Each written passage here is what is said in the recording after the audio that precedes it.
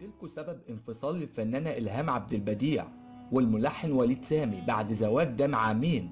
سبب طلاقهم كارثي. أعلن الملحن وليد سامي انفصاله عن الفنانة الشابة إلهام عبد البديع بعد زواج عامين، حيث كتب عبر حسابه على موقع فيسبوك: كل شيء اسمه ونصيب، أنا وإلهام انفصلنا وبشكرها على كل حاجة حلوة كانت بينا وربنا يوفقها ويكتب لها الخير دايما. وكانت الفنانة إلهام عبد البديع قد حلت ضيفة مؤخرا في برنامج 8 الصبح وعن مسلسل آدم وجميلة وباب الخل. علقت بقولها: أحب الوجود القليل المميز عن الوجود المستمر الطبيعي. وكمان قالت عن تجربتها في خطوتها المميزة مع الفنان الكبير الزعيم عادل إمام في مسلسل فالنتينو ودور البطولة في فيلم أهواك مع النجم الكبير تامر حسني. قالت إنها كانت نقطة تحول في حياتي وحولت حياتي الشخصية إلى حالة إيجابية وكمان للحياة العملية والفنية.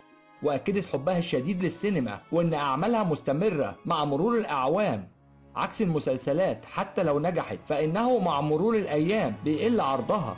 وقالت كمان عن سبب ظهورها القليل هو عدم العرض المناسب لذوقها وإنها لا تهتم بالمساحة إطلاقا، مؤكدة أنها تخاف من الوحدة.